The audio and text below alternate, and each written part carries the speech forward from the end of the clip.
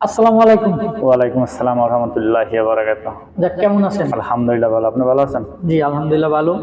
তো আপনারা আজকে যে কথাটা বলবো যে আপনি আমি বহুত মানুষ, লাখো কোটি মানুষ আছে যে প্রবাসে পড়ে রয়েছে। জি প্রবাসে থেকে আমরা বাংলাদেশের যে হাল অবস্থাগুলো হইতেছে জি খুব মর্মান্তিক ভাবে, যেগুলো আসলে মানা যাইতেছে না। জি তো আপনি প্রবাসী হইয়া কি বলবেন? আপনার বলার কি আছে এই বিষয় নিয়ে? আমি একটাই বলতে চাই যে আমাদের বাবা মা থুয়ে আমরা প্রবাসী থেকে আসছি। আমরা রেমিটেন্স কামার ইনকাম করার জন্য আমাদের এই রেমিটেন্স আমাদের বাংলাদেশ চলে যায়। কিন্তু বাট আমাদের যে প্রধানমন্ত্রী ছিল সে আমাদের জন্য কিছুই করে নাই। এখন যে প্রধানমন্ত্রী আসবে তাদের কাছে আমার একটা নিবেদন। আচ্ছা, প্রধানমন্ত্রী যে আপনাদের জন্য কিছুই করে নাই, তাহলে এতদিন কিভাবে থাকলো? সাধারণ জনগণ হলে কিছুই করে নাই, জি বাট তাহলে কিভাবে এতদিন থাকলো? সেটা থাকে তার ক্ষমতার জোরে। তার ক্ষমতার জোরে রয়ে গেছে। গুণ খুন কত কিছু না করলো, কত মানুষ মারলো, কত মানুষের মায়ের বুক খালি করলো, ছাত্রদের মারলো। কিন্তু সে কি করলো? লাস্টে সে রাষ্ট্রই পালাই গেল। ঠিক আছে, তার মানে আমাদের বাংলাদেশের একটা ধিক্কার জানানো দরকার, যেটা প্রধানমন্ত্রী সে কেমন করে বাংলাদেশ পালায়। আমাদের পুলিশ, বিডিআর, আনসার এগুলো কেন তারে বাংলা থেকে সরাই দিল? তারা কেন রাখলো না? তাকে আইনের আশ্রয় কেন রাখলো না? দেখো, হেরা তার কাছে বন্দী ছিল, কারণ তার হুকুমে সব চলবো। আইন শৃঙ্খলা বাহিনী যে কনস্টেবলরা আছে তাদের কথা সে চলবো না, বা প্রধানমন্ত্রীর কথা গোটা দেশটা চলবো, বাট আইন শৃঙ্খলা সব হেরাতে। তবে আপনার কাছে একটা কথা রিকোয়েস্ট রাখি বলি, সে তো বাংলাদেশে অস্ত্রপাত দিয়ে গেছে, সে বাংলাদেশে সে তো ই করবো ছাড়িয়ে দিছে, ছাড়িয়ে দিয়ে তো পারছে চলে গেছে না। যে ছাড়া সে তো রাষ্ট্রপতি প্রধানমন্ত্রী ছাড়িয়ে দিয়ে তো সে চলে যায় না, প্রধানমন্ত্রী ত্যাগ করে সে চলে গেছে। তখন তারা তো কোনো ক্ষমতা ছিল না, তখন ক্ষমতা ছিল কাদের হাতে? বিডিআর এর হাতে, আর্মিদের কাছে। তারা কেন পার করলো? তখন তো তার কথা শুনতো না, তাদের কথাই শুনতো প্রধানমন্ত্রী। কিন্তু সেই কেন প্রধানমন্ত্রীর কথা শুনতে গেল বলে? তার মানে আপনি করতে চাইতেছেন যে আমাদের যে সরকার ব্যতীত যে আইন শৃঙ্খলা বাহিনী আছে, আর্মি, মিডিয়া, তারা কি আসলে কাজটা ঠিক করে নাই? না, ঠিক করে না তারা। আজকে আমার সন্তানকে সে গুলি করে মারছে, আমি কেন ঠিক থাকি? আমার ভাইকে যখন গুলি করে মারছে আমি কেন ঠিক থাকি? আমার বোনকে যখন কলেজ থেকে যখন উল্লাম করে টান দিচ্ছে আমি কেন ঠিক থাকি? তখন সে যে আর্মি ছিল, তারা তো একটা মেয়েতে তাকে গুলি করতে পারতো, তার একটা সন্তানকে মেরে ফেলাতে পারতো। তখন কে সে কেন ছাড়লো? তার তো ছেলে সন্তান মরে নাই। আমার ভাই মরছে, আমার সন্তান মারা গেছে, আমার বোনের ইজ্জত নিয়ে গাড়াগাড়ি করছে, কিন্তু তার তো কোনো ক্ষতি হয় নাই। তারা কেন ছাড়লো প্রধানমন্ত্রীকে? সে তো প্রধানমন্ত্রী ছিল না তখন। আচ্ছা, এই জিনিসটা আসলে আমি কথা বললে, খোঁজার চেষ্টা করলে, বের করার চেষ্টা করলে কিন্তু পারবো না। এরা যারা আইন শৃঙ্খলা বাহিনী আছে, আবার নতুন সরকার যে আইব, সে যদি গাড়াগুড়া করে তাহলে এগুলো বাইর করতে পারে। আপনার কথা একটু রেখে করি, আমাদের এখন যে তত্ত্বাবধায়ক সরকার ছাড়া আসতেছে, তার কাছে একটা নিবেদন করতেছি যে এই সরকারের যে পতন হয়েছে, সরকারের সুস্থ নির্বাচন চাই আমরা। এক, দ্বিতীয় কথা হচ্ছে সরকার যে পতনের যে দেশ থেকে চলে গেছে তার দ্রুত বাংলাদেশে আনার জন্য আমরা তার কাছে আবেদন জানাচ্ছি। তার বিচারক বাংলাদেশের মাটিতে।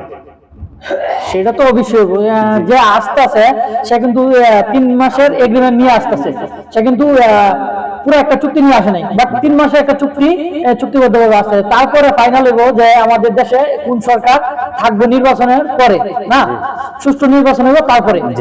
বাট এখন যে 3 মাসের জন্য আমাদের সরকার আসতেছে, তার কি করণীয় বা তার উপর বৃদ্ধি করে আপনি কি বলতে চান? আমার একটাই কথা, যে এখন যে সরকার আসলো সে আমাদের জনগণের দিকে তাকাতে হবে, আমাদের ছাত্রদের দিকে তাকাতে হবে। আর ছাত্ররা রক্তের বিনিময়ে আজকে বাংলাদেশকে জয় করছে। 1971 সালে মুক্তিবাহিনীরা যে বেলে দেশটাকে জয় করছে, আর আজকে আমাদের ছাত্র সমাজ দেশটাকে জয় করছে। আজকে ছাত্র সমাজের উপরে আজকে বাংলাদেশ নির্ভর করতে আছে। আজকে কোন সরকারই বাংলাদেশে এত দূরে আনতে পারে না। আর যে সরকার ছিল সেই সরকার বাংলাদেশের ক্ষতি করে গেছে, আমাদের ছাত্র ভাইদেরকে গুম খুম করে গেছে, আমাদের মা বোনদের ইজ্জত নিয়ে কারাগারি করছে। কিন্তু এখন আমার একটাই আবেদন, যে সরকার আসুক, এই সরকার সুষ্ঠু এবং সুন্দরভাবে দেশটা পরিচালনা করুক, জনগণ কেমনে চলবে সেই ব্যবস্থা সে করুক, এটি আমরা দোয়া করি। যে সরকার আসুক আমরা সবাই প্রার্থনা করি যে সরকার ভালো আসুক, তার উপর আল্লাহ নির্বাচনের চেষ্টা করুক।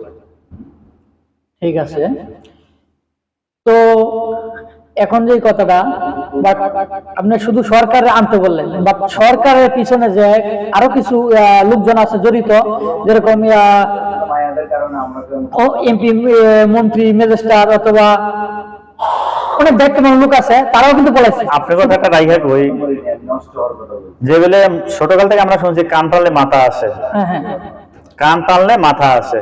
রাইট যখন মাথাটা যখন আসবো তখন কান এমনি চলে আসলো করে। রাইট। ঠিক আছে, মানে এখন আপনাদের এই চেষ্টা করতে হবে যে আগে আমরা মাথা নিয়ে আসেন, মাথা নিলে সবে বেরিয়ে যাবে। যে যেখানে থাকবে না কেন সে সবকিছু বলতে পারবে, যে ওই এমপি মিনিস্টার কোন কোন জায়গায় আছে সে সব বলতে পারবে। তার হুকুমই তো চলে গেছে, তার হুকুম ছাড়া তো যাইতে পারে না। এই তো বলছে তোমরা পাখির মতো নুরাল দাও, আজকে হেয়ার হুকুমে পাখির মতো নুরাল দিয়ে গেছে এবং সেই জানে যে কোন কোন জায়গায় আছে। কিন্তু এখন তারে আনার চেষ্টা করেন, তারে আনলে সব বের হয়ে যাবে। এখন কথা হয়েছে যে আমাদের যে সরকারটা আসবে, অবশ্যই আমরা সিলেক্ট করছি, সবাই সিলেক্ট করছি। আর এখন যে দায়িত্বে আছে যেরকম আর্মি, মিডিয়া, তারা আছে নাকি, তারার উপর নির্ভর করে যে এই সরকার কিভাবে চালাইবে। সরকাররা তারা পরিচালনা করবো, কারণ সরকার তো আসছেই কোনো কিছু বুঝবো না, কারণ একদম নতুন নিউ। আমাদের যে আইন শৃঙ্খলা বাহিনী আছে, আর্মি, র্যাব, তারা কিন্তু সব জানে কিভাবে সরকার চালাইছে, কিভাবে করছে, বাট তারা গাইডলাইন করবে। তারপর আপনার একটা কথা কই, আর্মি, বিডিআর, র্যাব তারা জানে, কিন্তু তারা তো আগেও জানছে কেমনে রাষ্ট্র চালাইতে পারে, কিন্তু তাদের কথা শুনতে হবে না। আমাদের প্রধানমন্ত্রী যে আসবে তার অনুভব এবং জনগণের অনুভব নিয়ে করতে হইব, যে আমার জনগণে কি চায়, জনগণ কেমনে চলতে পারবে, দেশটা কেমনে সুন্দর হবে, 10টা রাষ্ট্র যেমনে চলে আমাদের বাংলাদেশটা কেমনি চলতে হবে। আমাদের বাংলাদেশটা আগে কি ছিল, এখন পরবর্তীতে কি হবে। আমি একটা গাছ লাগাইলাম, গাছটা ফুল হলো, ফুলটা খারাপ হলো না ভালো হলো আমার দেখতে হবে।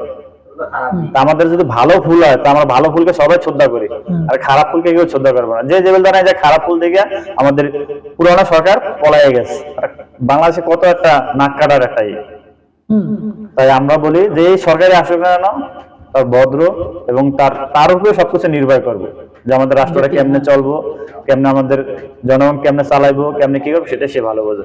আমি তো সামান্য জনগণ, আমি তো প্রবাসী থাকি, আমি একটা প্রবাসী, আমি তো বলতে পারবো না এই কথা, এবং আমাদের সরকারই জানে।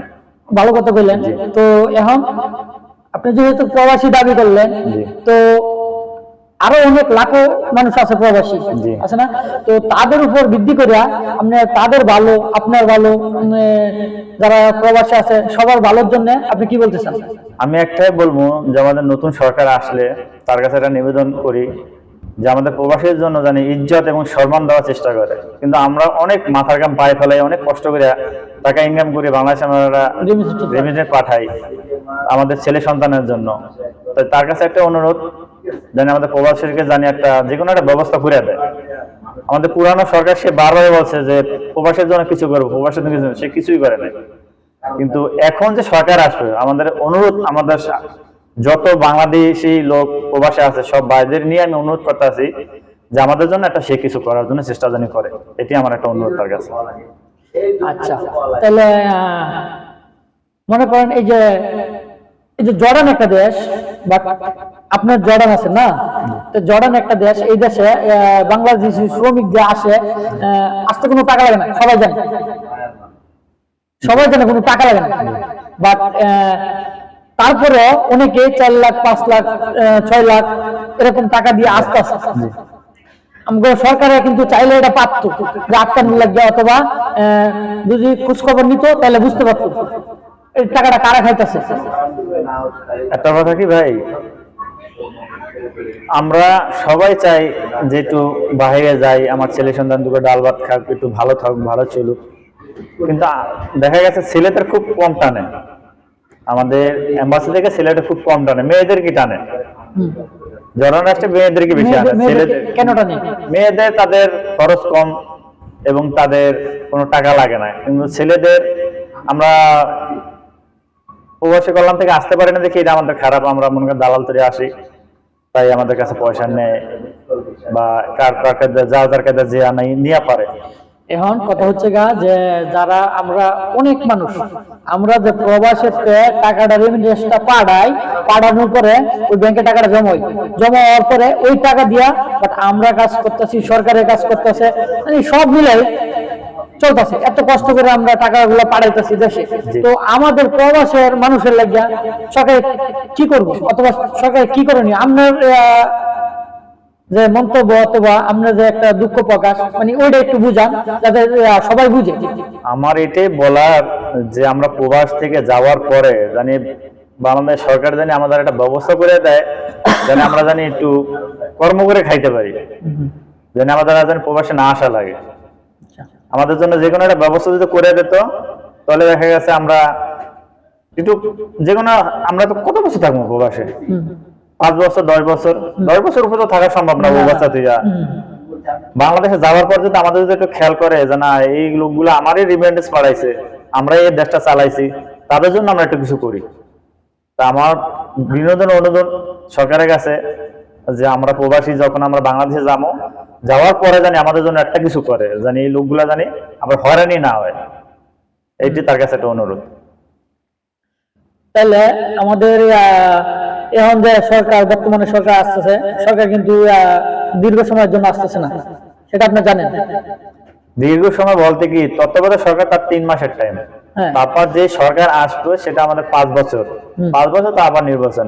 এই 5 বছর পরে যে সরকার আসবে তিনি আমাদের জন্য একটা কিছু করার চেষ্টা করবে, তিনি ভালো বুঝবে যে বাংলাদেশটা কেমন চলবে বা কি, এটাই সে ভালো বুঝবে, সেটা তো আর আমি আর আপনি বলতে পারি না।